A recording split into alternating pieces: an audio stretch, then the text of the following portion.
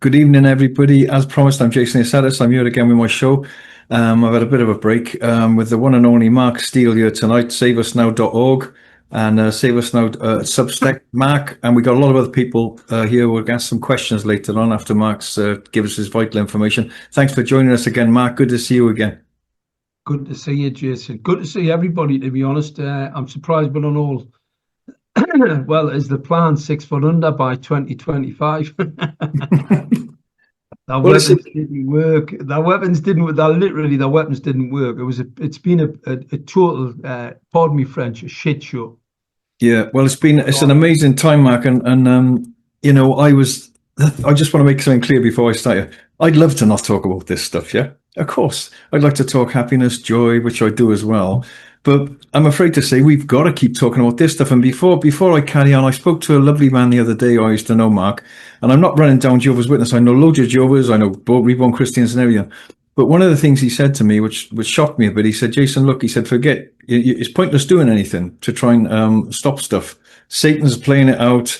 Jehovah's going to come and save us all. But Mark, I've got to tell you, when I used to do the conferences about child sex trafficking and the abuse of children, people used to come in my shop and say, Jason, this is too shocking. I can't face it. And I used to say, the reason it carries on these injustices and this abuse of the public and of humanity is because people can't face it, which gives evil carte blanche to do what it wants.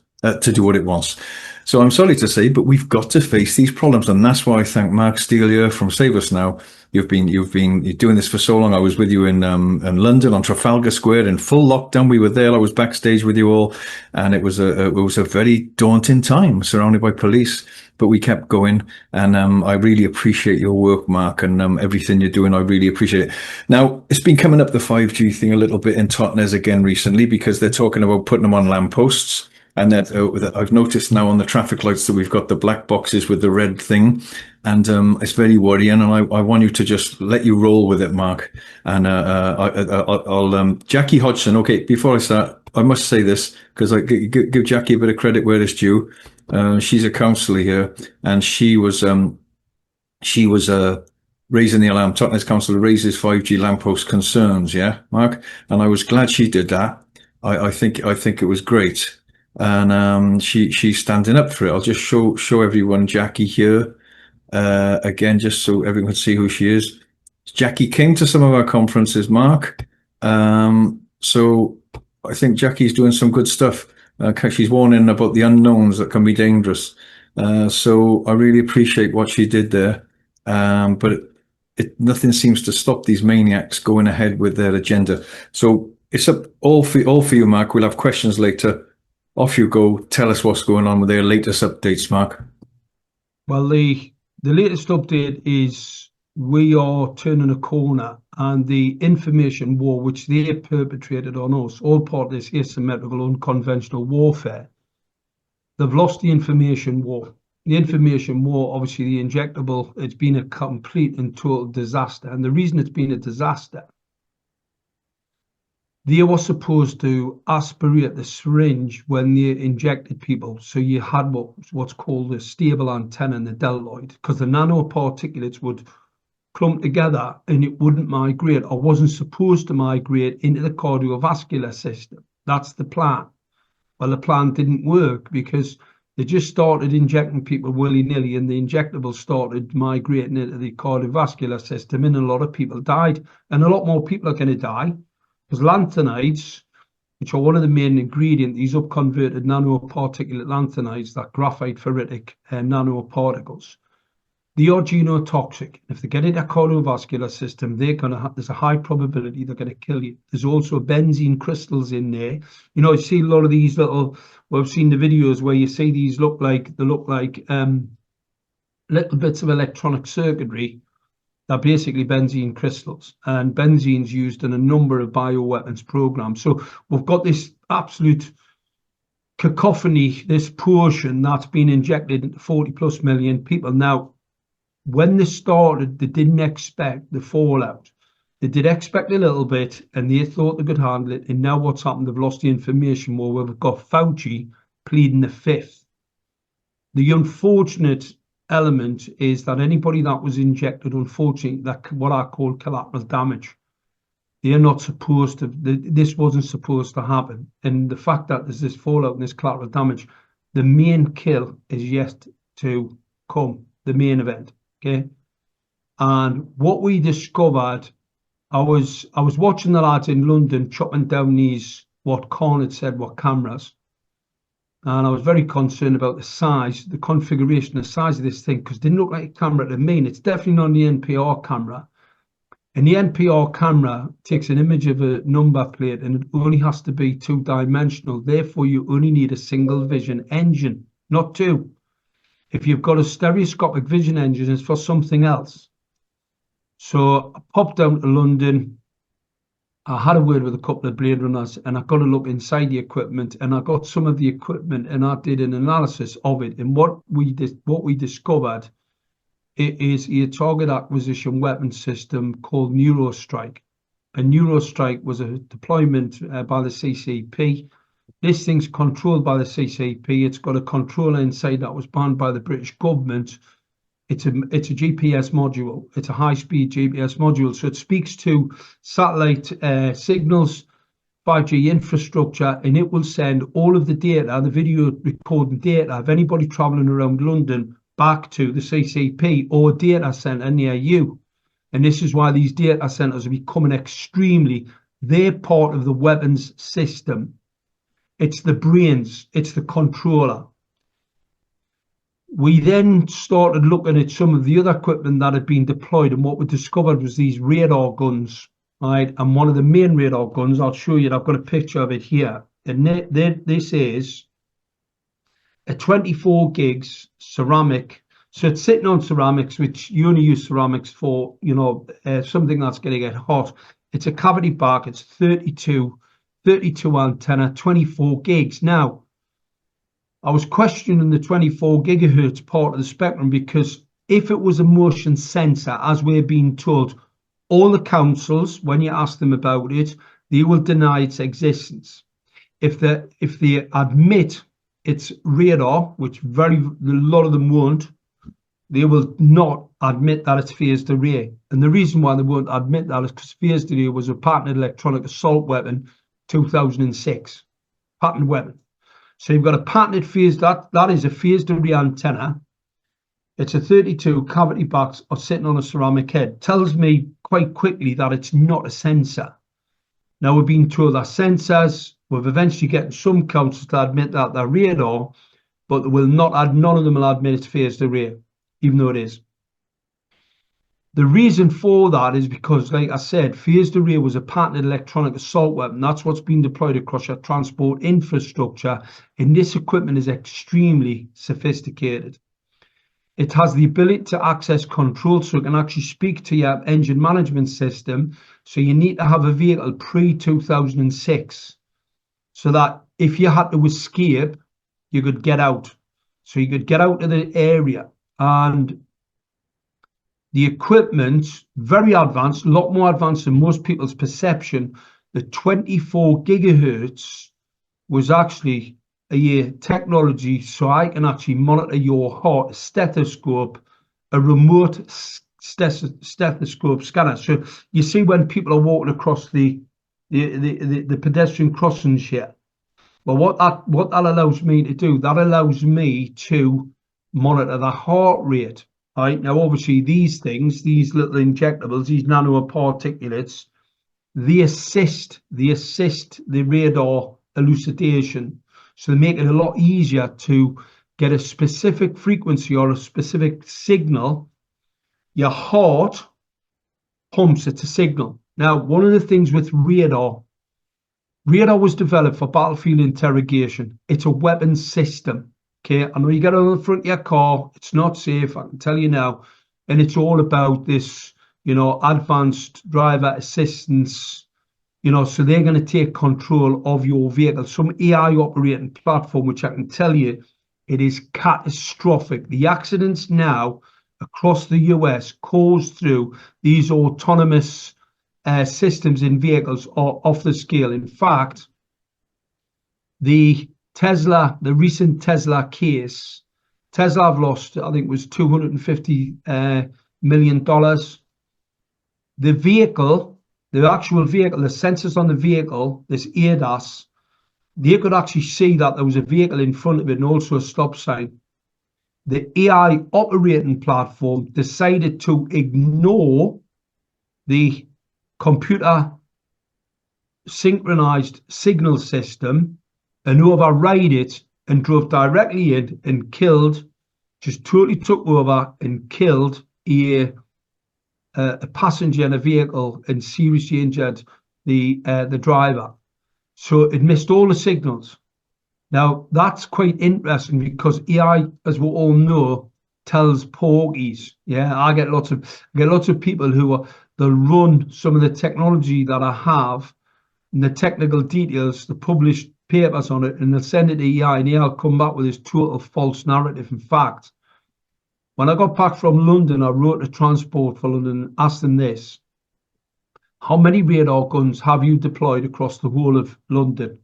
Because the radar guns are connected to the target acquisition laser weapons guidance system, what we call NeuroStrike. So you've got a NeuroStrike system. It uses biometric sensors and lasers.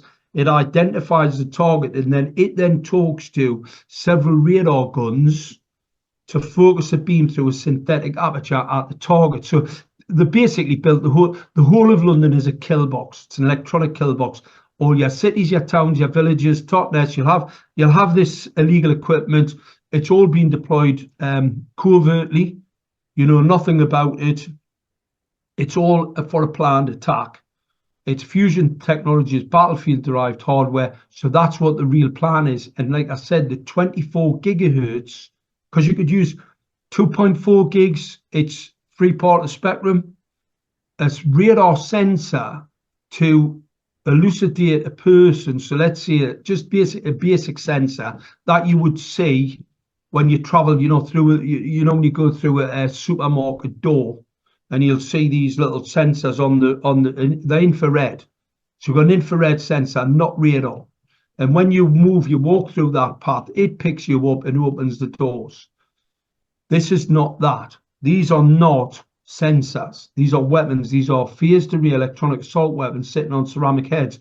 So what we can see now, the UK government made available 6.8 billion so that all local authorities can deploy this illegal equipment covertly without your knowledge right away across. They believe it's got something to do with pay for mile or to reduce traffic congestion and be able to monitor people walking through and pushing buttons at pedestrian crossings.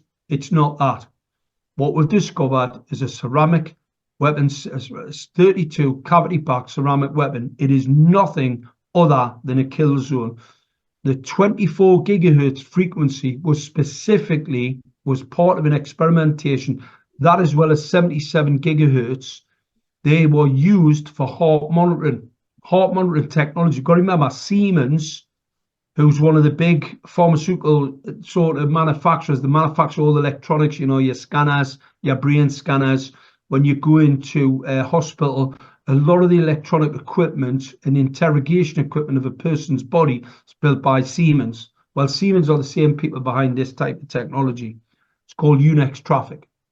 So they're behind it. So they're monitoring your biometrics in the space. But what they're really looking for is a signal from your heart. Your heart's got the largest energy. It's the largest energetic emitter, okay, in your body. And what it does, it sends a specific frequency. Now, radar, when radar first came out and became like a real thing, it started in the First World War, but by the Second World War, it become quite sophisticated.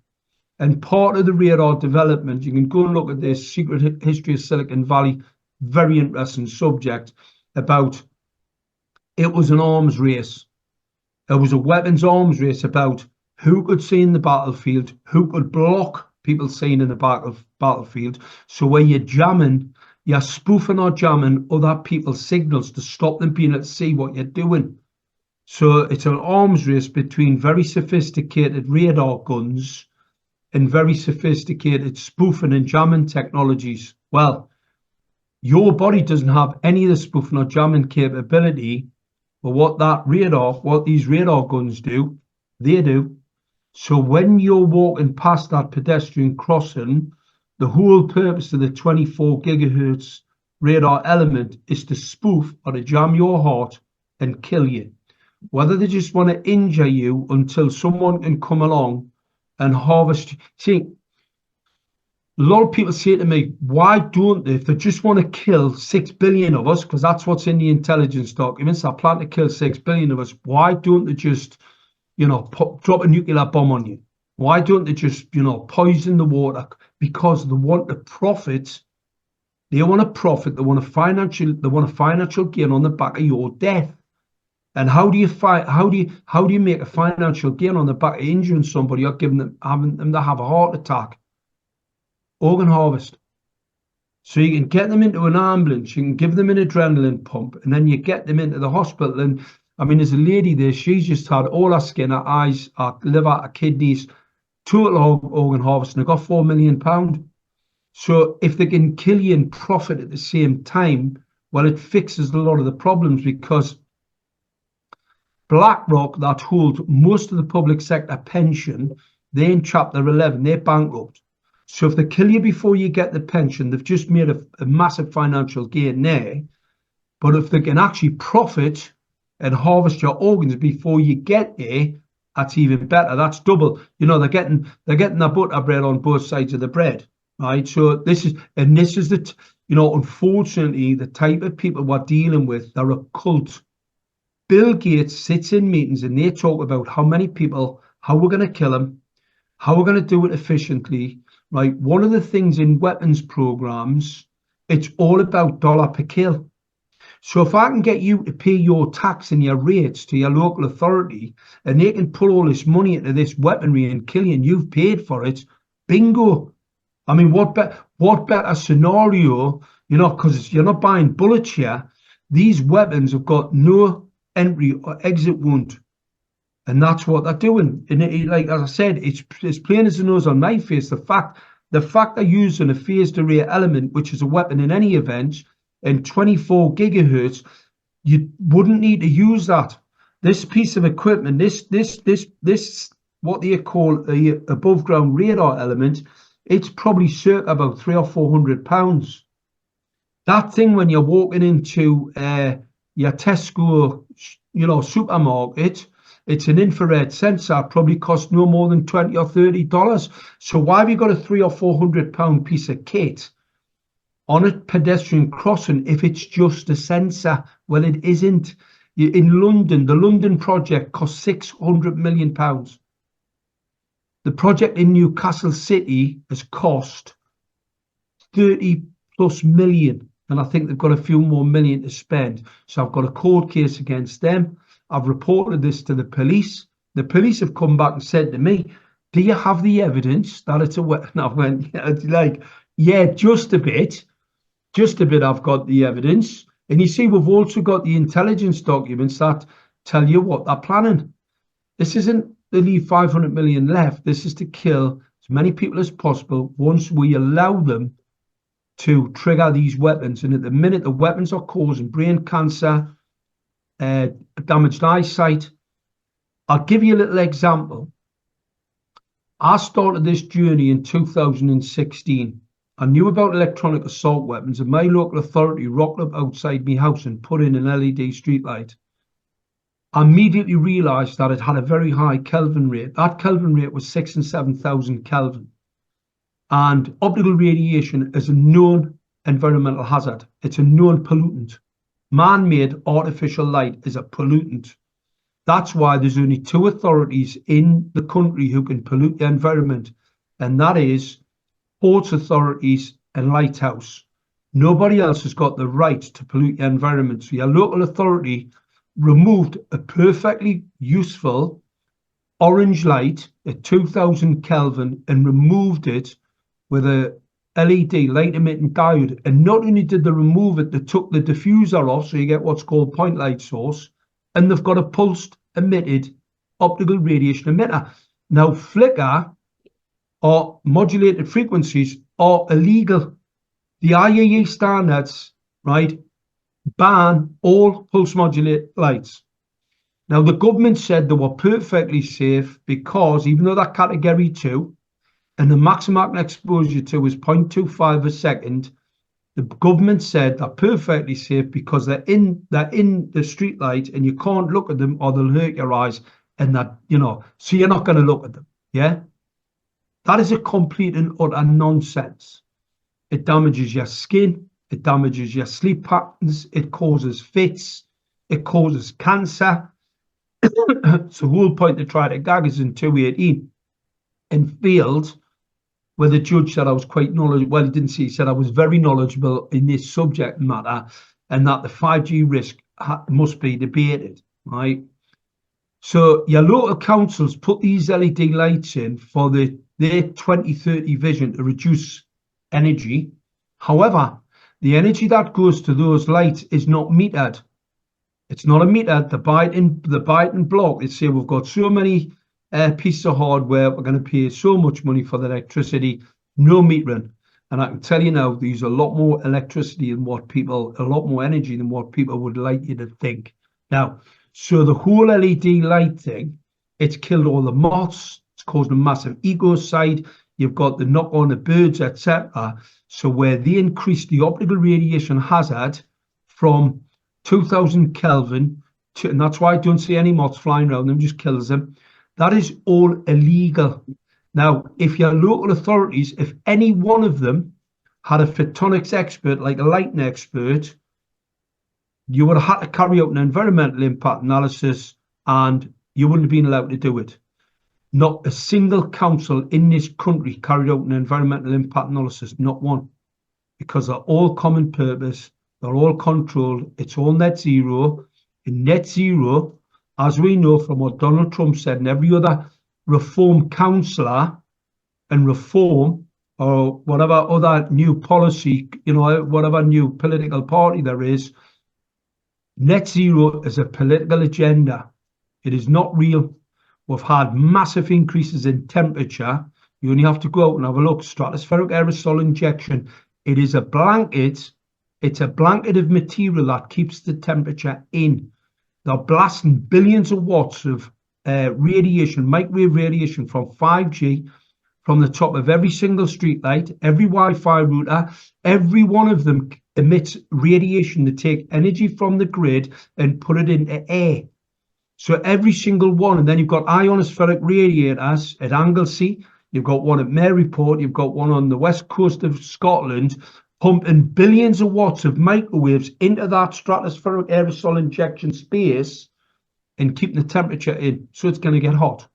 You've got every 5G mast, they're supposed to be every half a kilometre. I've got a picture in Leeds where there's 3 in just in one picture. So we're being massive radiated. It's causing major sickness, ill health. And the fact that it's causing a sickness and ill health is another issue. Cancer rates, we are under 50-year-olds, we're at a cancer epidemic. People are being deliberately and willfully injured and murdered because we have criminals in local authorities who aren't doing their job. You've got directors for public health who are overseeing catastrophic increases in cancers and not doing anything. When Khan switched the ultra-low emission zone on in London, he had a 20% increase in heart attacks, 30% increase in 999 call-outs for breathing. This is in the London ambulance documents. 30% increase in 999 call-outs for breathing difficulties and eye injury because of the lasers, the target acquisition LiDAR system that they've deployed operates in non-visible spectrum, so you can't see it. They've had a 2,200% increase in cataracts and eye injury. So it was one of the first things I did. So I've got a court case against TfL. We're at the High Court. I've got a couple of cases against the police. I'm going to run another one at Newcastle City Council. And I implore everybody, you have to understand, this is a depopulation agenda.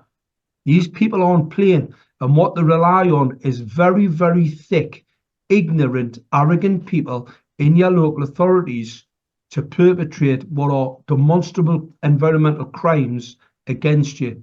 5G was never for telecommunications. It was always for depopulation.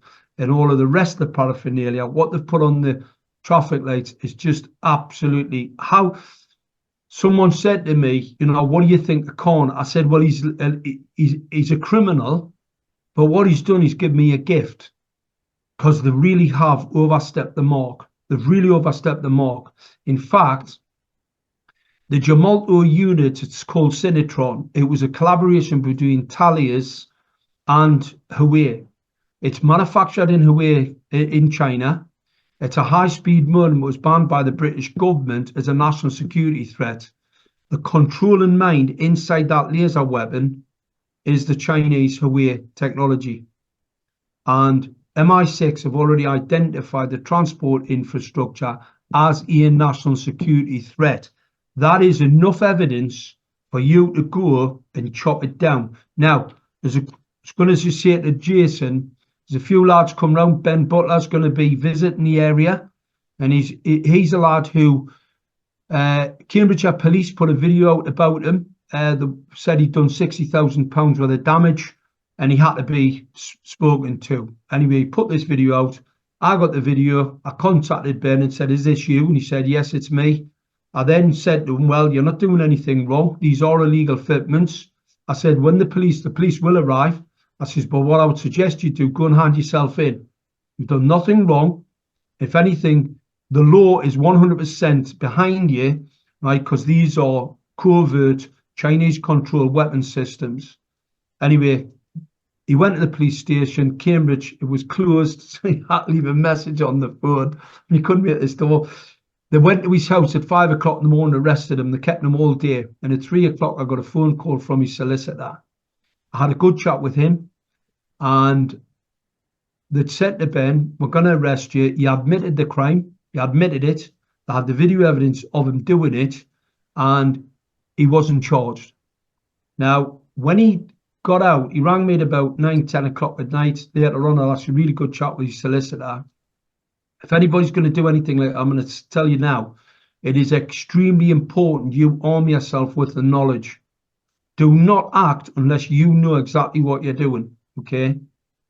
And so what Ben did, he rang us at about 10 o'clock and said, "Look, I'm going away for a few days." And I said, "Look, I says, I've only got one concern.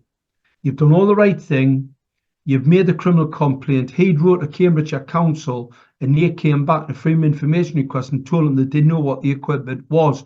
I've now got gated councils telling me they don't know what it is either. So I've got councils around the country fitting equipment that when you ask them, put it to them, "What is it?" And they're telling you they don't know. Or ask somebody else. Or lying to you and telling you it's not radar. Or lying to you and telling you it's not phased array. So when I spoke to him, he said, "Look, I'm away for a few days. And when I get back," I said, "Well, I'm just going to say to you, Ben, the fact the police have spoken to you, they haven't charged you." I said, "That's pretty interesting. In fact, they've committed an offence. If they arrest you for a crime and you admit that crime, they're going to charge you. They may bring further charges at a later date, but they're going to definitely charge you. They were told by the CPS not to charge him." Okay. So that's really concerning, because that means that the police know what I know and they know what this is. They know what this equipment is, which is absolutely horrifying, really, when you think about it. So he rang us up and I said to him, "Look, you're away for a few days. When you return, I'm not telling you to do it, but I'm going to say to you, part of your defence, if you don't carry on, the police will possibly, because that's squirrely, they'll possibly say, well, the fact we spoke to him, he believed that he was doing something wrong, therefore you're guilty of the crime." Because when you commit any alleged offence, it's mens rea. It's what's going on in your head at that time. So if I honestly believe that I'm chopping down a weapon system at the time I've committed the alleged offence, I've got a defence in law. I can't help anybody if they're going to tell me that that's a scanner, if that's some motion sensor. I can't help you. If you know it to be a weapon, which I can prove it is 100% a weapon, then I can assist you. I can't assist you any other way.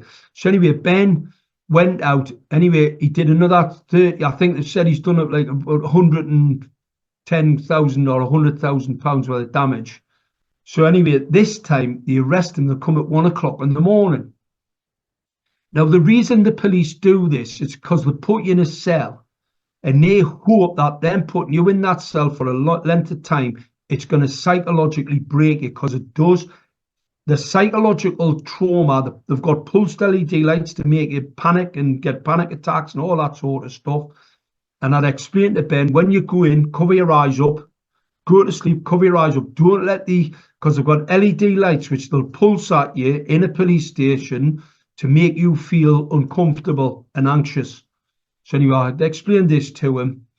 Anyway, he's got another plus £100,000 worth of damage now. They then arrest him at 1 o'clock in the morning, take him back to Cambridgeshire Police, and he's told as he gets there, they're going to remand him. He's had his chance. That's it.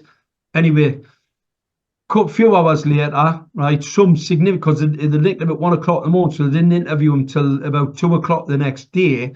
Once again, trying to keep him in that cell for as long as possible. They interviewed him, and once again, the cop has said to him, they said, we're going to remand you. That's it. You've had your chance. Anyway, a couple of hours after the interview, they open the door, get yourself away home, no charge. So the cop says to him, can I have a man-to-man conversation with you? And Ben said, what do you mean? He said, well, can you not just demonstrate some other way? And Ben said, what are you talking about? You were just telling me this morning you're going to remand me. He says, I want to go to court. I want to be able to go into court in front of a judge or in front of a magistrate, and I want to explain to them what you've allowed to happen here. What are you allowed to go on this traffic infrastructure? So anyway, so we've got a few irons in the fire in relation to that. We've got a few irons in the fire in relation to Operation Tala. Mark Sexton is doing an absolute fantastic job with Ian Clayton to expose the fact that the Metropolitan Police shut down that criminal investigation, and they should have never done that. It was a full investigation. I've got all the evidence in relation to that. So you can see every little... I always remember I worked with a major planner years ago, big capital projects. And I said to him, Alan, you're doing these absolutely large capital projects, big construction projects. And he said, what you do, he says, because the planning is really important. And he said, what you do is you have a plan. He says, and you take one bite at a time. And he says, and eventually the whole thing comes together. That's what the Blade Runners are doing. They're exposing the criminal enterprise. You think about it. If a copper comes to your home or has to arrest you for an alleged offence, you admit the offence, he's got the video evidence of you committing the offence, and then he's told by the Crown Prosecution Service not to charge you. Well, I can tell you now, the police might be a bit dim. They're not all that dim. They're going to know there's something very, very untoward. And this isn't just to kill the civilians. This is going to kill them as well, right? Outside your police stations, I've just Forth Banks Police Station. I've just done a video directly outside aimed at all the entrances. They've got several electronic weapons. So that's about it. I don't think I can say much more, Jason. So yeah, but if anybody wants to ask any questions, Thanks, Mark. Thanks, mate. Here I am, it's me again. Thanks everyone for coming on. Mark, thanks for your amazing... I'm sorry I'm messing around with these screens. I haven't done a lot of this before, and I've got a new thing I'm using here, so apologies for any shambles. But it's not the BBC, thank God. It's not a crisp sort of thing. I want people to ask questions. I've just seen Joe come in, Joe Lake, who I spoke to earlier. I just want to just say a few things, but I'm not going to say too much. I'll have a chat on the end. When everyone goes, I always have a little rant at the end, okay? Everyone knows about my stuff. Someone asked where can they find it? It'll be on my Rumble channel and on my website, jasoniasatis.com, on there. And so what about pulling them down, I was hoping to get Ben on, I think, next week. I got his phone number. I'm going to give him a call. Back to what you said about the geoengineering, just a quick thing on that. People come in my gallery and they say, Jason, I feel so strange, so strange. I can't feel like I can breathe properly. This and that. And it's probably a culmination of so many toxins that are you know, getting on top of them. But when that geoengineering is being sprayed in the sky, and let me remind everybody that George Monbiot, in his three-page crucifixion of me in the Guardian newspaper a couple of years ago, he said I was a conspiracy fictionist for saying that there was any such thing as geoengineering, right? But so you can see it, and people are feeling it burns them when it's up there. So someone said about the reflections. Maybe someone can ask you about that. And about Ben, it's not, you know, if you're being surveilled, you know, you know, here it is. Look at that lovely big book, George Orwell, Animal Farm, you know, 1984. It's real, guys, and we don't need to convince anyone here about that. But I feel it's an offence to actually surveil people and affect people's consciousness and affect your well-being and freedom. And I believe that it's like putting something right outside your house. You've got a right to go and grab it and take it down. You know, if it's hurting you and it's watching you and trying to control you, it's a control system. And thank God, at last, everybody, finally, I'll just say this. The smelling salts is finally hitting more noses. Thanks to people like Mark Steele. Thanks to people like David Icke. Thanks to people, all these people, you know, the smelling salts is lifting. Smelling salts is hitting more noses. The amnesia is lifting. The chloroform's lifting. And at last, people are really getting this, you know, and that's good because the net is closing around us. The control grid, the shackles around our ankles, and maybe we'll only struggle when those shackles are so tight that it's terrifying. The digital slavery is coming in, the cashless society. So we haven't got time for everyone to ask questions, unfortunately. I wish we did have, but I just wanted to invite everyone along. And hang on a minute, from Jip says, was there a theory about the blue tongue outbreak in cows? Also, Jason, for those of us like myself, hang on a second, I can't read the rest of it. Sorry, I missed that. About the blue tongue thing with the farmers. Someone mentioned it earlier on. Joe, did you say that earlier on, Joe? Did you want to just mention that? Was it you that said that earlier to me? I did, yeah. I was talking with Jeff earlier on, who's a farmer in North Devon, and we were discussing this. I believe, Mark, you actually spoke with him today. Obviously,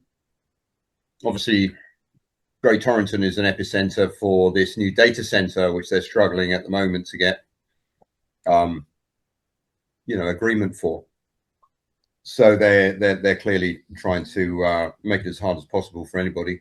And so, you know, it's very possible that they'd use this type of technology to cause as much disruption as possible to the farming community out there, clear off the land.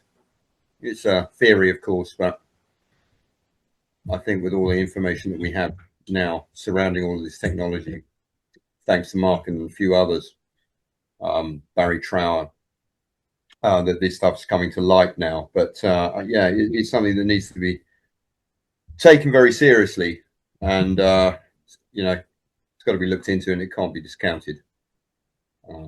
What I would do there, Joe, well, obviously blue tongue, right? It can be electromagnetic radiation induced.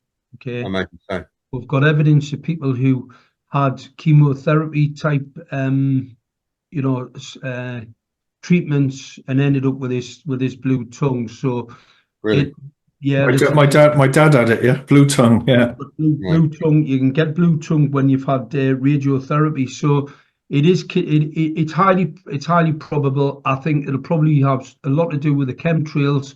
But if they're trying to attack a farm, you know, it can be done by satellites. Well, this is what we were discussing earlier. Yeah, yeah. They've got these devices mounted on satellites and been pushing them down. I mean, mount them on satellites. Yeah, you've got phased array on satellites, and they're going to be pretty focused. But I would look locally. I would have a look around locally and see if there's any, or get someone to meet. One of the things with 5G, the main blanket coverage is sub-gigahertz. And the reason for that, it's long range. Remember years ago, you had a 4G mast that you could speak to at about 40 kilometers, all right, and some. And one of the reasons why we had a lot of suicide with farmers, they'd be using a mobile phone, and obviously the mast would be 20, 30, 40 mile away. Well, what that caused, the mobile device, the handset itself that they had next to the head, it's got to produce more energy, because it's linking up with the mast. The further the mast was away, the more energy the handset's going to produce. So that's why they were getting fried. They're getting their brains fried and becoming suicidal. Yeah. I mean, I was using phones, the older phones a lot when I was in Spain. I was making up to 200 calls a day, and I got quite ill for some period of time. Or make you ill. Yeah, definitely make you ill. So the It was further holding you're it away to the from a ear. mast, the handset, there's a lot more energy, and that's why a lot of farmers, there was a lot of suicide with farmers. The more masts you get, the closer, the less radiation in the handset, but then the more radiation you've got in your actual environment. Now, a 5G mast has got a 100-mile reach. So where a 4G mast would have up to 40 kilometers, right? Your 5G mast, 100 minimum. And it's because it's got this sweeping beam. So if you have a look around you, you could have 20 or 30 masts within that 100-mile range. Now, the blanket coverage for 5G is sub-gig. That is a long-range signal, right? 600 to 900 megahertz. So it's all sub-gigahertz. There are some of the 5G stuff on the... Is this similar to LoRa? Yes. Yeah. So these mesh network radios are actually working on a frequency of which is essentially Well, LoRa's long range. That's what it stands for. I remember an argument with the troll once, and he was going, no, it means low power. And I went, no, it doesn't. That's low pan, right? Not LoRan. LoRan's long range. Yeah. So you've got all these masts popping up all over, and then you've got all of this cross wave frequency. But definitely the Bluetooth thing, very suspect, and we've definitely got evidence where people who had radio treatment for cancers in the mouth and that, where they developed blue tongue. Oh, nice one. And thanks, Joe. Joe, before we go on to another question, do you want to tell people where they can find you if they want to get involved with what you're doing? Well, I mean, I'm on Facebook under my own name, Joseph Lake. So yeah, you can find me there. I've got my back banner there. It's got family crests on there. And thanks, Joe. So that's quite easy to find. So. Well done, and well done for all your great work, Joe. And right, okay, we're going to take some questions. I'm a bit shambolic tonight with looking at everybody here, but who wants to go first? Yeah, who's got a question for Mark? Anyone, just put your video if you've got a question for Mark. Put your video on, yeah. Come on, we got to see your faces, yeah. You'll all be at the hangman's noose with us lot, yeah. Come on, everybody. Put your here we got someone, have we? Hang on a minute.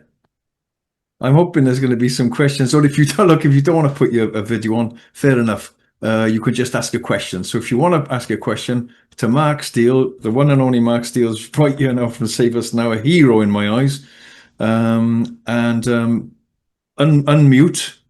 and let me know. There's got to be someone who wants to ask a question. Surely. No? Good God, yeah. Crying out loud. Well, just back to come up with a few. You can come up with a few, Joe. Yeah. Yeah. I'll never forget. Years ago, this mast went up in Totnes, Mark. It was when I was speaking to Barry Trow. I went to his house and interviewed him, like you. And it was a big thing. Like they disguised it very nicely. It was like a big wooden sort of telegraph pole, but 3 times as thick. And it was right outside the school, right? And people were testing it with the meter, and it was going off the scales right outside the school. I mean, I couldn't believe it, Mark. It was extraordinary. Paul G, do you want to ask Mark a question? Just unmute if you do, Paul. Can you just unmute, Paul? Did you want to ask a question? No, sorry, I didn't. I was just trying to see here, but I got no questions. I came in a bit late to it, so I'm picking it all up a little bit. So thanks for asking anyway. All right, mate. Okay, Joe, do you want to ask Mark a question about anything? There's a lot to ask, I mean, I could ask so many questions, but I want to give everyone else a chance, Yeah, I mean, I'd say thanks, Mark. I've been following you for quite a few years now, and you opened my eyes early on. And certainly at the beginning of COVID, I was going around making videos about these things with the knowledge that I had, and they were all snuffed out very, very quickly. They're all like deleted, banned, and whatever.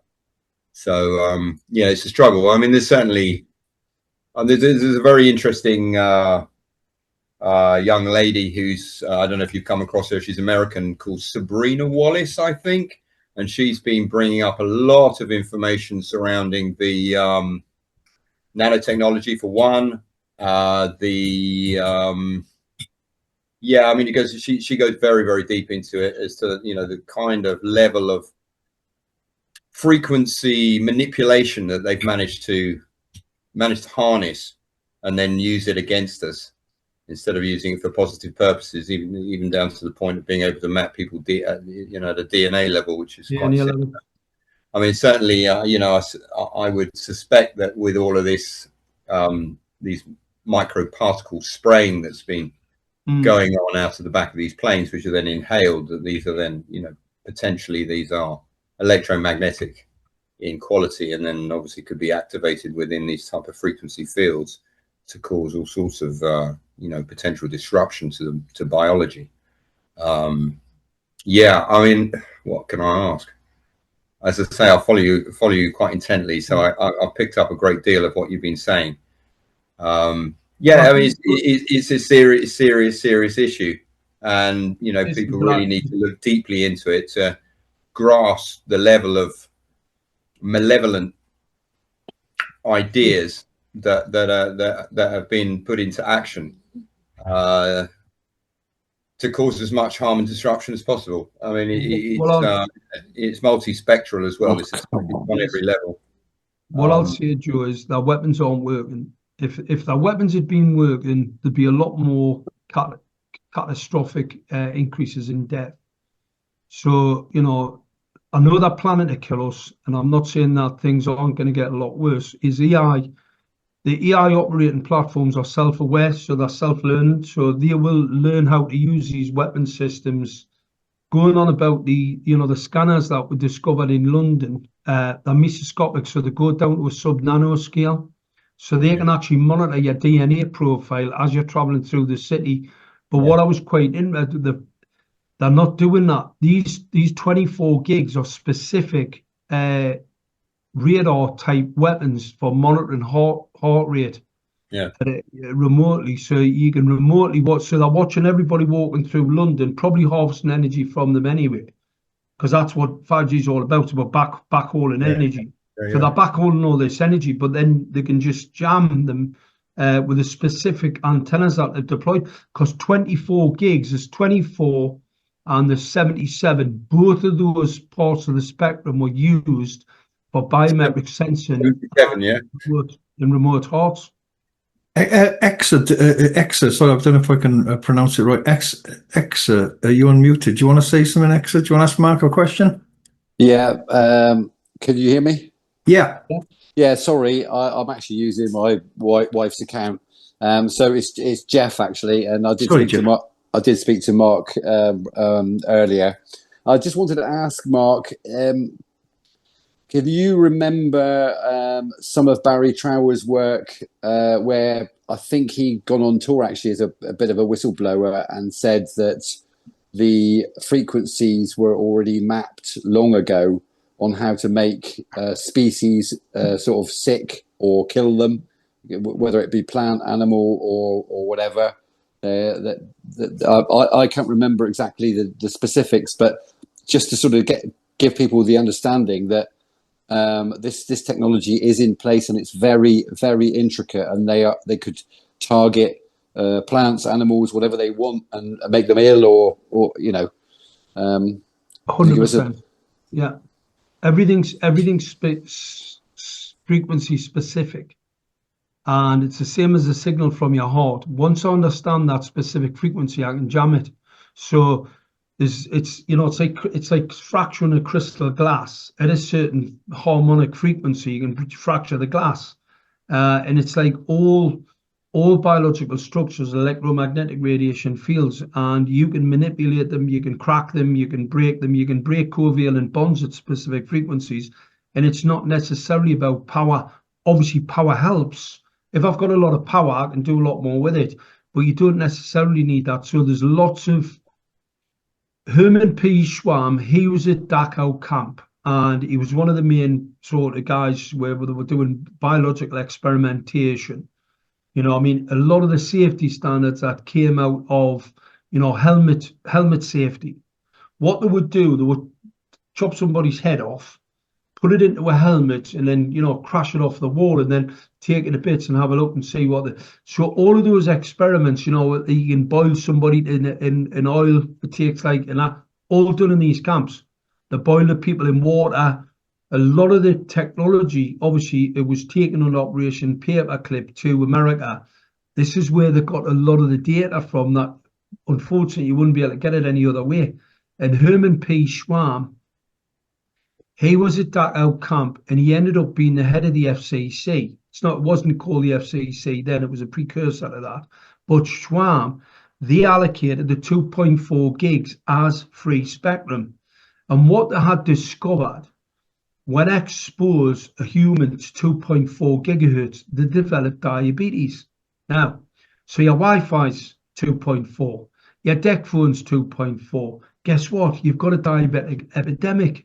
And see, in the UK, we don't think about this because we've got the NHS. It's all paid for. Well, it's all paid for by the taxpayer, right? Which is a massive burden on the economy and making people sick. However, this was deliberate and willful. If you're a diabetic in America, it's a life or death thing. You know, you can die because you're not getting the right insulin. So all of your 2.4 gig free spectrum, they already had the data how it causes diabetes in humans. He ended up being the head of the FCC in America. Like a lot of the scientists who left Nazi Germany, who took, you know, the rocket technologies and the weapon systems technologies and electronic assault weapons technologies, they just went off to the US. So that's where a lot of it came from. And I can tell you now, they're the same people, you know, the Black Sun and all, you know, you get into the whole spiritual aspect of the demonic forces, etc. But interesting subject matter, very interesting. It goes deep. Yeah, thank you for that, Mark.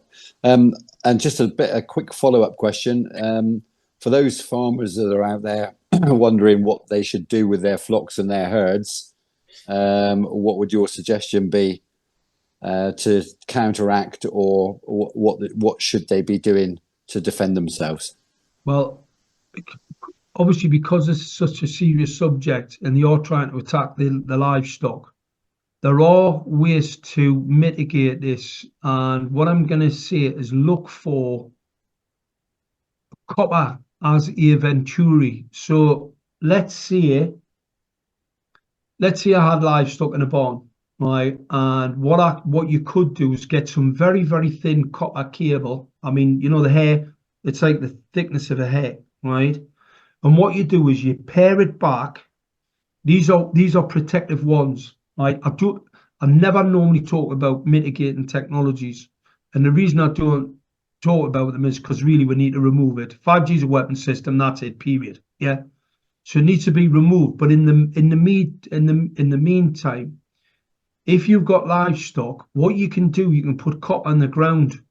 So you could put a structure with these very thin bits of wire out at the top, okay, but then have thicker copper until you've got a solid piece of copper going in the ground.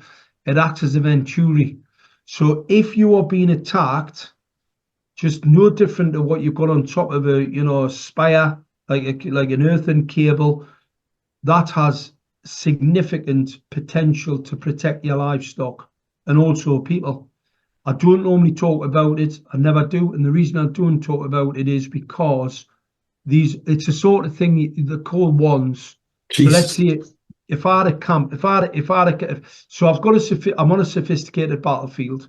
One quick thing, Mark. Sorry to jump in, Mark. I'm really sorry. Put that thing on hold you just went. Has anyone else had on their phone?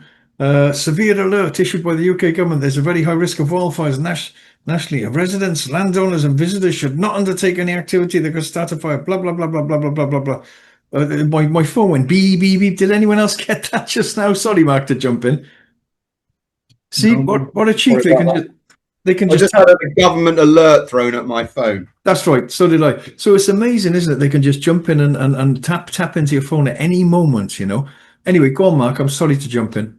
So there are ways to mitigate it in your home, etc. And so let's say I was on a battlefield I've got a base camp, I've got all my electronics. The electronics on a battlefield are all intrinsically safe. So you've got electronic boxes inside a casing to protect them from me firing something at them to try and disable your equipment. In a civilian setting, you don't have that. So what they've deployed a lot of equipment that's battlefield-derived weaponry, and you don't have the protective issue. So one of the things you can do, copper's a nightmare for them, aluminium also, but the copper, the very small copper cable, let's say you had a barn, you could run a cheap piece of copper cabling along the top and just drop the little thin hair copper and then run it into a pipe into the ground and put an earthen bar in there. That'll play havoc with them trying to attack you. But it does look like, they do have a plan. It's like the PV farms, photovoltaic farms that basically just want to take all the land. They need to take the land. They need to starve the population. They need to control everybody. So it's about time we went on the offensive. And how we can go on the offensive, we can prove what they have deployed on your pedestrian crossings and traffic infrastructure, a weapon. It's irrefutable. So paying taxes, don't pay them. Speak to your local councillors. I've got some really interesting stuff going on.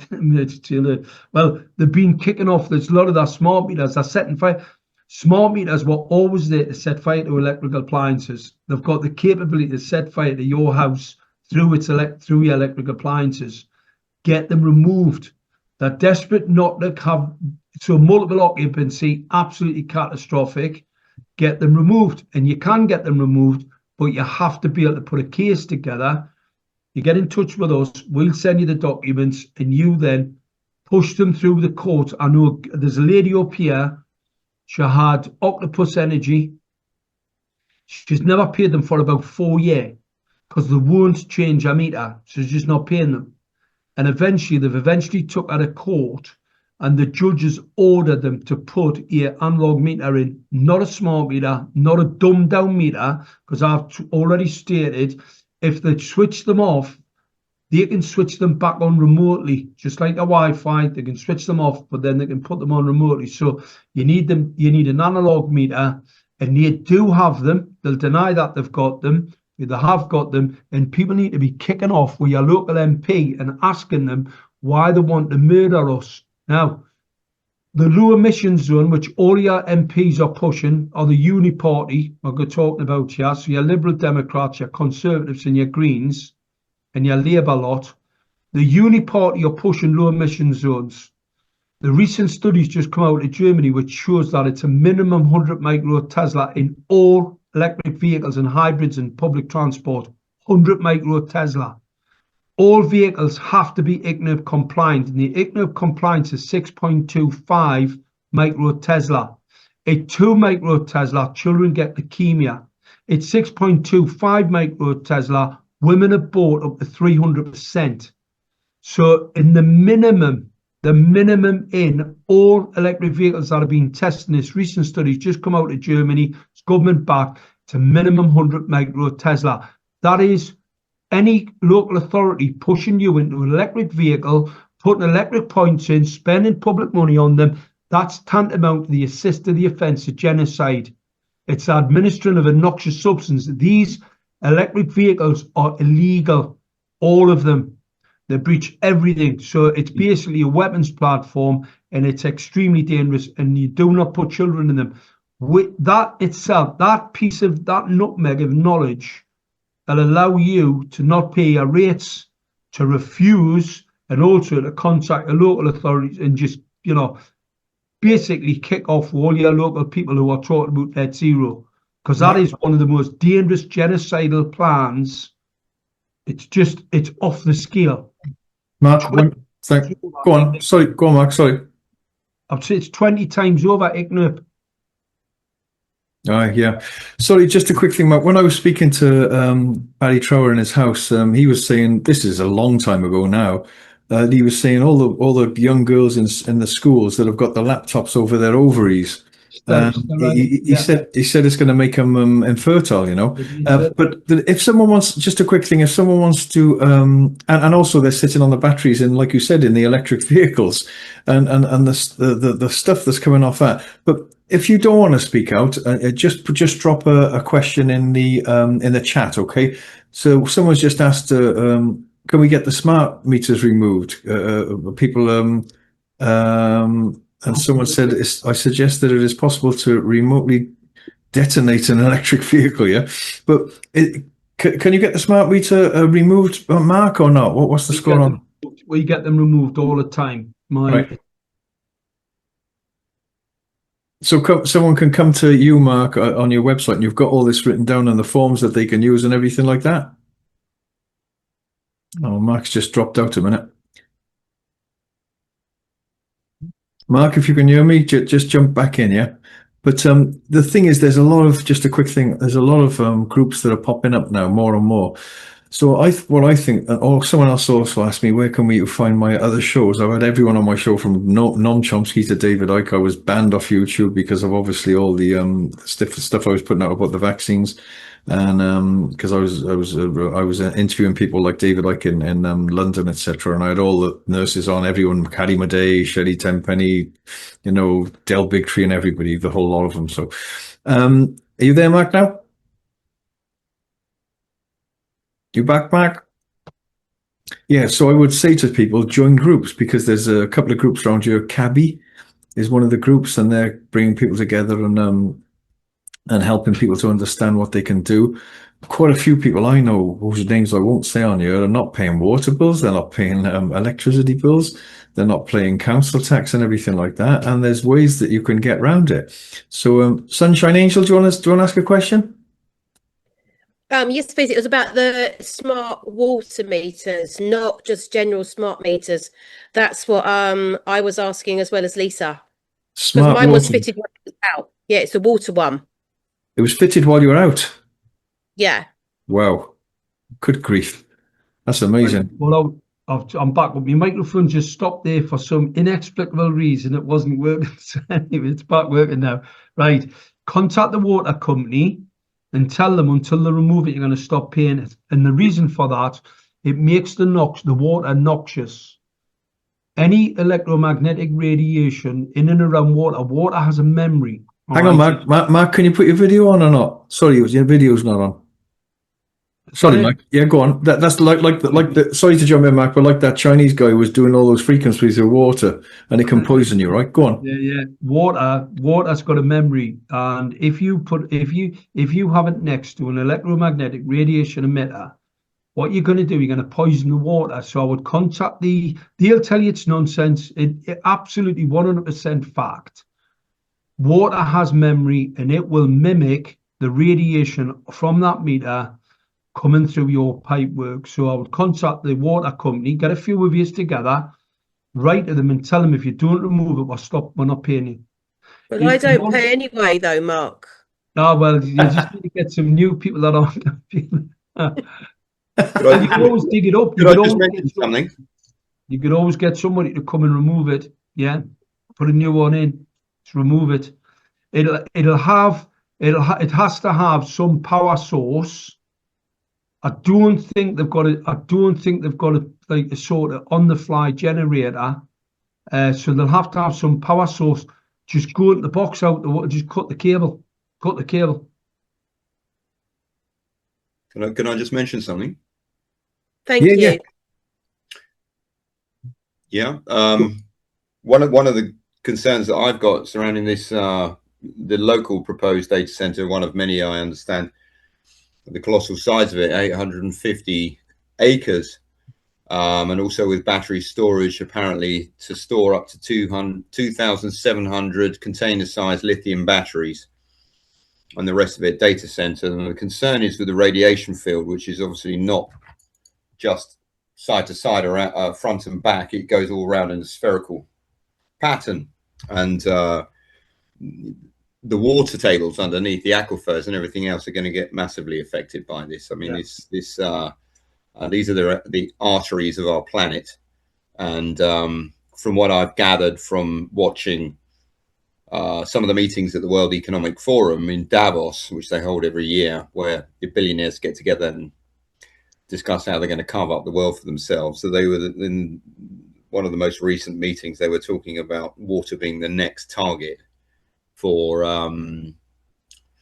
getting compliance of everybody, bringing everybody under their control. So something that I wrote an article about this and posted it on the one of the anti-data center websites, and suggested that there may be a better idea to follow the Chinese model and sink them into the ocean, where they need much less cooling, a lot less energy. I mean, there are obviously some people who say, oh, it'll affect the fish. Well, yeah, to some degree it will. But I mean, these things do not have to be on land. You know, they can have a minimal footprint if pushed into the ocean. So I've been stimulating this conversation, and I think everybody that's anywhere near that area needs to start discussing this and pushing this forward, so it becomes into consciousness, and then push that forwards towards those that are trying to install this thing. Create a large conversation around an alternative, delay the thing, push it into another arena, and hopefully by which point, if they ever get to a point where they do start installing these things, there will be a much better solution than they're trying to propose. Well, Joe, what I'm going to say, look, the data centers are part of the weapon, all right? We've discovered the electronic assault weapons on the pedestrian crossings. The data center is specifically so it can pick out the target down to a mesoscopic scale. Because of what after organ harvest, so they can check your DNA. They need the data centers for that. Now, the data centers pose a life-threatening risk to the people. It's not just about the temperature. It's not about the using water. It's not about all of the other environmental. The catastrophic increase in energy, the catastrophic effect on the environment, because the temperature they're going to raise. It's already hot. It's going to get a lot hotter. They don't need them, right? The equipment that's being deployed. If you look at the chipsets in this equipment, right? In this equipment here, it's basically got an onboard computer, so it can actually data harvest here. We've discovered. I mean, my point really is that obviously not that many people will be able to comprehend that sort of level of understanding as to what is going on with these things. What they're really for. The pushback here is clearly got to be directed with things that people can get their head around. And so for me, one of the most important things is water, and you're absolutely right. Water can be restructured with sound and frequency. Dr. Emoto has demonstrated that. It's been replicated many, many times. It's an incredible substance. But, you know, that is a main target. I understand that Bill Gates has bought up some ridiculous amount of land which has got natural aquifers on it as well. They are desperate. They are definitely looking to target the water. Oh, absolutely. The control mechanism. I mean, Nestle is the ex-CEO who is clearly still running the company of Nestle, are renowned for their attacks on natural water sources.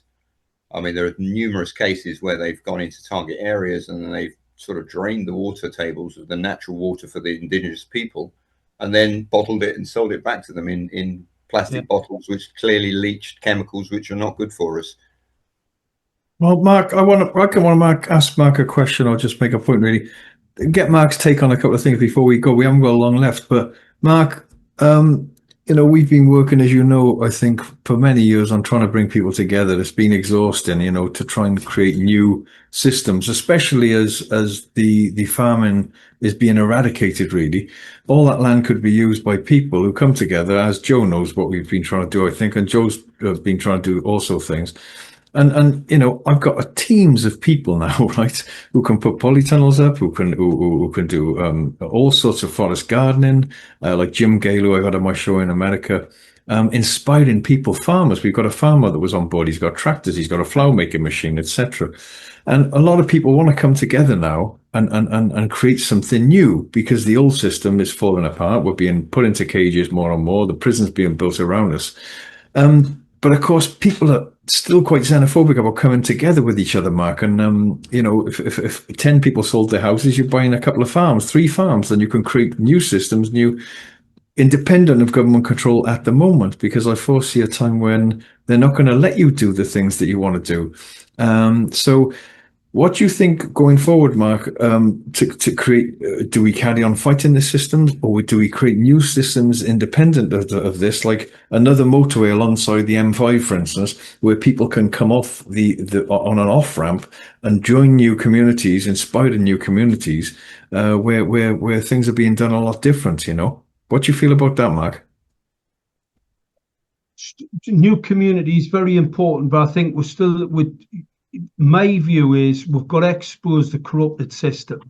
That's the most important thing. And once we get to the point where it's corrupted to the core, that's when we can really start doing things. Where everybody's had the opportunity to see how corrupt the police are, how corrupt the courts are, and then we can start building away from there. Yeah, nice. Well said, Mark. That's so true, because a lot of people say to me, you know, they feel helpless. What can we do? And I agree, absolutely, Mark. I'm glad you said that, because it's no good creating new systems if this other dreadfully imposing sort of a slave system has still got its claws in humanity, you know. And like I said at the beginning, I don't buy into the fact that people say there's nothing you can do about it. Just let, you know, God will put it right for it. I mean, I'm a very spiritual man. I've had some great experiences, but people say God will put it right. Jesus is going to come and save us. Jehovah is going to come and save us. We are the people here now who have got to do something and change this and expose it and create new systems, because there's people who haven't been born yet who are relying on what we do now. It creates their future, you know. So I think we've got to take responsibility and step forward and start screaming on our hind legs about this stuff, you know. Anyone else want to ask Mark a question before we go? Anyone? And also, I'll just also say to Mark before we go, and Mark, how do you stay so strong? I mean, I've known you for very many years now. I've been at conferences you've done here in Totnes. We were on, like I say, we were on Trafalgar Square there together, David Icke, you, all the other people that were there, surrounded by police. It was very daunting. And how do you keep yourself strong, Mark? Because you feel it's an obligation to people who haven't been born, and you've got to stay strong and carry on doing your work, because you're creating new things down the timeline and putting smelling salts under people's noses. This is becoming more normal now. Years ago, when we used to do this, Mark, we were like the conspiracy nuts, but not so much now, is it? The people are really catching on to how corrupt their governments are now, aren't they? Yes, I think that's the thing. There's more and more people starting to work it out, right? There's more and more people starting to work it out, right? And therefore, you know, it's going to be, listen, it's going to be quite interesting. Yep. Anyone else want to say anything before we close? Mark, anything else you want to cover before we go? No, that's it. I think people need to get out there. Going on the offence is the best form of defence. So I'm definitely going to say. Okay, Mark. I normally have a rant on my own at the end, but I just want to say thanks so much, Mark, for what you're doing. SaveUsNow.org. Go on there, everybody. You can download forms and stuff that Mark does on there.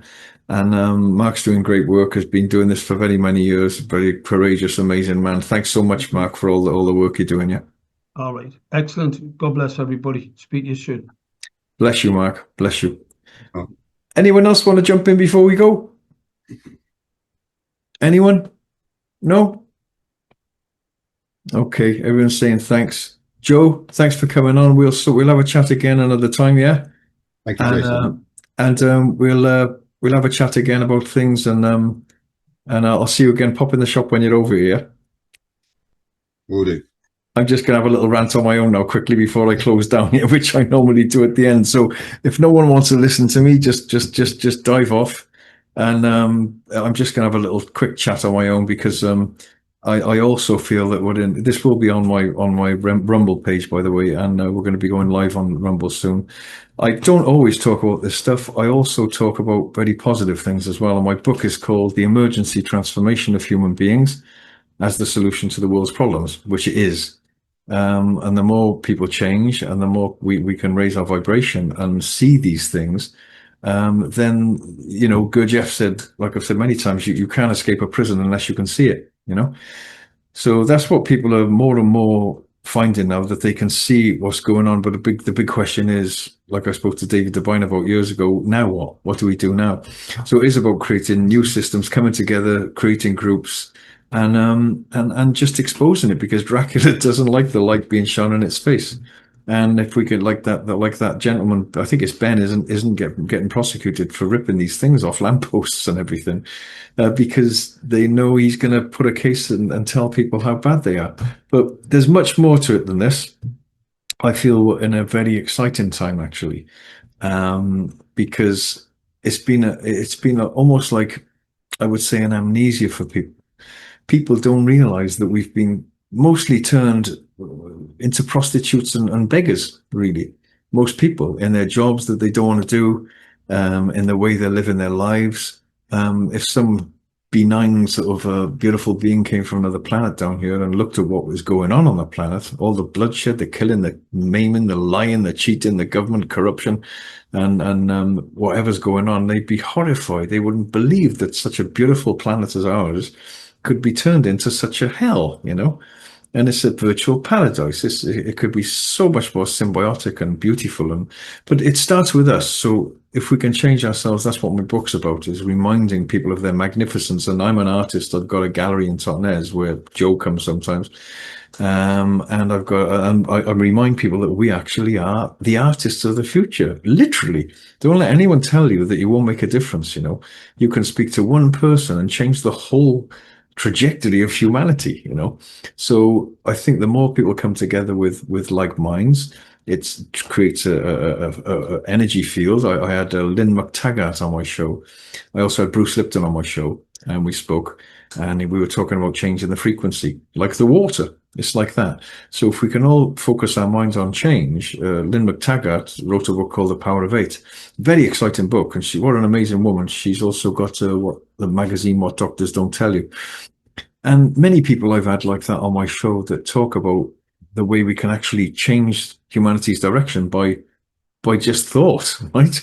And people say, "Oh, you can't do that." Yes, you can. You can change everything with thought, because thoughts create things. It's like I spoke to Bruce Lipton about it. The chat we had was called The Manipulation of Matter via Consciousness. And I had a lump on my finger, and I remember I said, right, let's put it into practice. And I just every day thought, it's going, it's going, it's gone. It's going, it's going, it's gone. And it's gone, right? They were going to operate on it. So we can not only change ourselves, but we can change the whole of the future. And there are, as I've said many times, and it's a horrible thing to think, but there's people who haven't been born yet who are relying on what we do now for their future. They haven't got here yet, It's a tremendous responsibility. And it's a very daunting responsibility as well. And that's why I don't buy into what my friend in overseas was saying to me the other day. He said, there's nothing you can do about it. Jehovah's going to come and change everything. And I'm a very spiritual man myself, and I've had tremendous experiences in these fields, but I think we're God's soldiers. That's what I think. I think we're here to shine a light in Satan's face and in everything that's wrong on this planet. And like I used to do conferences in Dartington Hall about the satanic abuse of children. I used to have ex-CIA guys there, judges there and everything. And people used to come in my gallery and say, I can't face this, Jason. It's too much. And I'll say, well, when are you going to face it? When there's a child being abused in the street around the corner, or whether it's your neighbor or when it's your grandchild, yeah? When are you going to see it? And I made the point to saying to people, if you can't face it, that gives evil carte blanche to do what it wants, yeah? So you can't allow that. Someone said it's the Christ within to align with that. Absolutely, yeah? Yes, we're the observers. Yeah, we are, And we're the observers. We just watch and expose it. We shine a light on it, and we can do that. So I advise everybody to come together. I'm lucky I live in Totnes in Devon, and there's a lot of people here with different groups. There's CAVI, there's all sorts of stuff going on here. And we've had many groups myself. So we're coming together more and more and more. And I think we're finding great strength with each other to talk about these things. And it's a very exciting time. And like Mark was saying about suicide, I get people coming in my gallery and saying they want to commit suicide, And this is an important point, by the way, before I go. I have people coming in the shop and saying, I want to commit suicide. I don't feel like I want to be here anymore. I can't stand it anymore. The pain is too much. It's excruciating. And I always make a joke, but it's true. I say, that's exactly how you should feel. And they say, what? I say, yeah, that's a natural symptom for a beautiful soul, mind, and body, this inner system that's driving it mad. and smashing its spirit like a rock, yeah, on your head. So if you didn't feel those feelings, those excruciating feelings of frustration and despair and anger and even like I can't stand it anymore, they are a signal. They are your soul or your body or your mind saying, this is really driving me mad. So it's a good thing. You don't want to stay like that, but recognition of why you feel like that is the most important thing, because most people don't know why they feel so depressed and so angry and so bloody screwed up. So that's why, because you're living in a system that naturally makes you feel like that. And if you felt normal, you would probably have to worry about yourself. But there's a lot of things that you can do to combat that, which I talk about in my book and my work. You can get my book, go to my website, and you can find my book there. And we must build ourselves up strong. I'll give you an example before I go again. If you see lightning going through the sky, it looks random, doesn't it? Right? It's not random at all. Lightning going through the sky like that, zigzag lightning. It's not. It's taking the path of least resistance. That's what it's doing. It's finding the path of least resistance. So in all these things we talk about the government and about the slavery and about the Orwellian system that's encroaching upon us, it's encroaching upon us because it's finding the weakest points. That's why. And humanity's become very weak. By the time we leave school, we're good little girls and boys who are looking for someone to tell us what to do. We're looking for a master. We're looking for a God to tell us what to do because we've become so disempowered.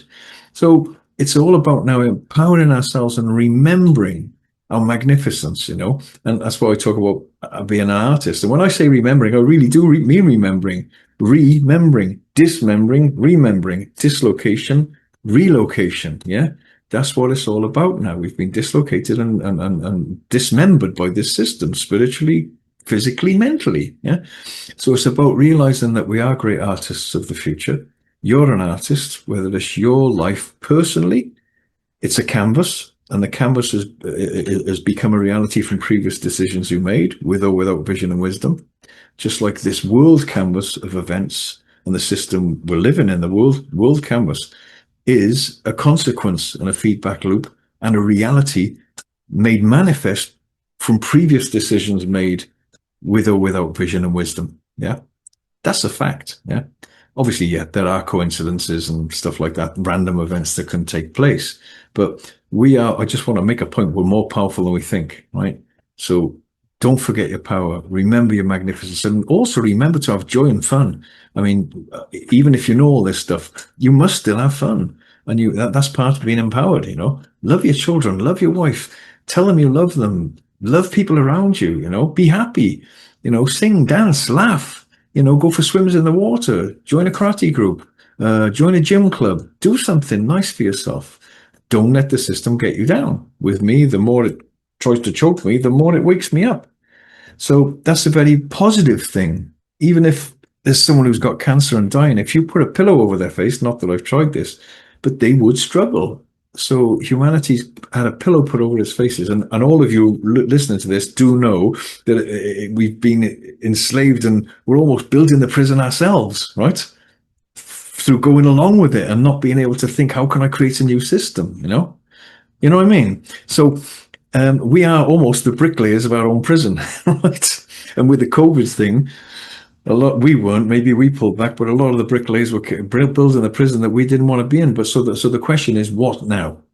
But as I said, like Mark, well said, Mark. If you want to create something different, yes, but you've got to expose the system, which is the main problem now. And a lot of the religious people that say, no, God, Jesus, Jehovah's going to come and do that for us. We can't wait for that. We've got to take responsibility as adults and as manifestors and as artists of the future. Because we're all artists of a new thing that wants to be born. It wants to be born, the new system. You might say, well, I'm not quite sure what it is. Don't worry. You're the midwife of it, right? You're the pregnant thing, really. You're the thing being born. You're the midwife. And it wants to be born, this new system, and it's waiting within the womb of possibility to be born. It wants to be born. It has to be born. Because this shit show is going to hell in a handbasket, and it's becoming normal. Each new generation, madness becomes more normal. So insanity, madness, and slavery is becoming more normal. Cashless, this, that, everything. We've seen nothing yet. So let's create new systems. Let's believe we can do it. Sometimes you don't have to know exactly how it's going to be, but just focusing on it is almost creating it already. My father used to say, don't wonder how to do it, then wonder how you did it. Okay.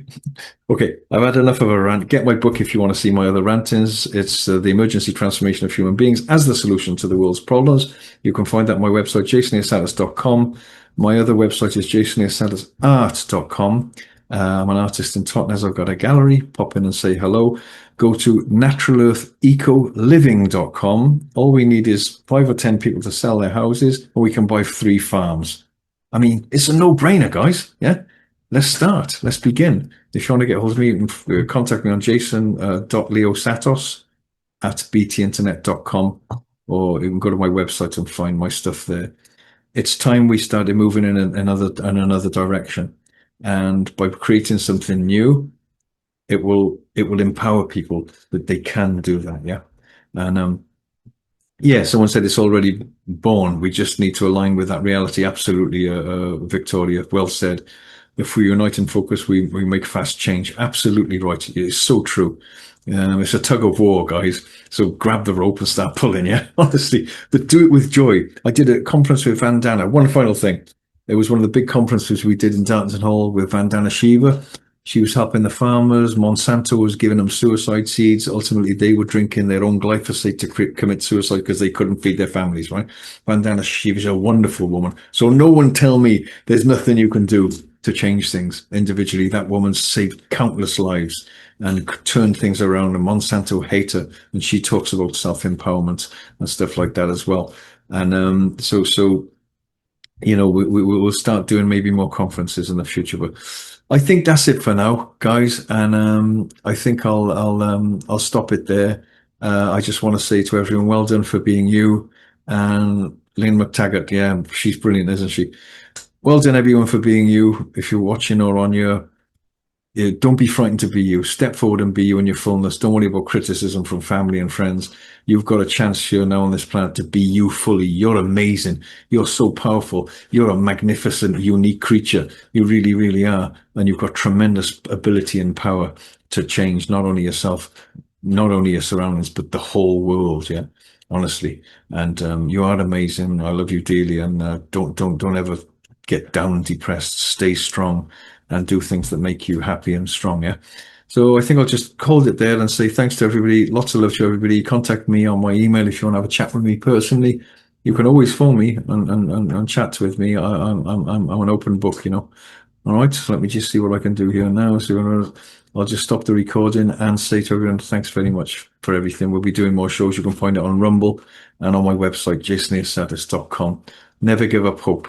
Always remember that change is here and we can always create a better world, no doubt about it. And same for you. Don't ever give up on yourself. Yeah, you can make one slight change in your life and you can be happier and more powerful. So thanks all, everyone, and lots of love from me. And I love you all and see you soon. Yeah, take care. Bye-bye.